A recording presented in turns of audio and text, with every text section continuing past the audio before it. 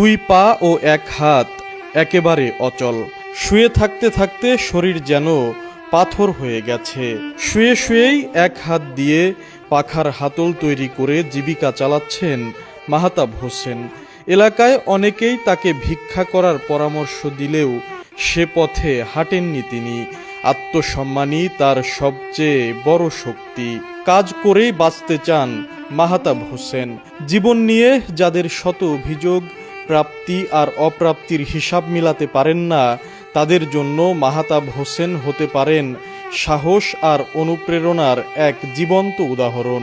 অভাব কিংবা সাময়িক কষ্টে যারা হতাশ হয়ে পড়েন, তারা একবার মাহতাবের জীবনের দিকে তাকিয়ে ভাবুন, এতটাও কি কষ্টে আছেন আপনি?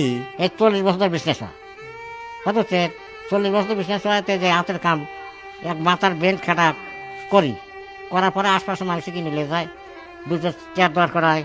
তখন দেখা যায় যে নাই তো কিছু, বাড়ি ঘর কিছু নেই আমার, এতে বাপ মা সব মরে গেছে। তখন করি কি 5টা ডাট বেশি 100 টাকা, 5 বেশি 100, ওই সাইডে আটা বাটাই না খাই। তার কিন্তু হাত বাড়াই না, হ্যাঁ হাত বাড়াই না যে কে ভাবেনি কি কই মানুষ।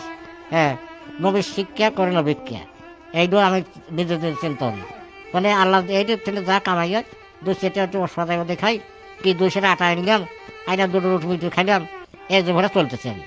হ্যাঁ, যেমন বাড়িঘর তো কিছু নেই, বাপ মাও তো মারা গেছে। আসলে কথা ইতিমি অসহায়, ঠিক আছে।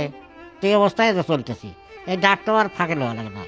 ওই বিভিন্ন এলাকা থেকে জানে যে এরকম নকশা কাম জানে, কথা বুঝছা, তখন এসে টেহার দিয়ে নিয়ে যায়।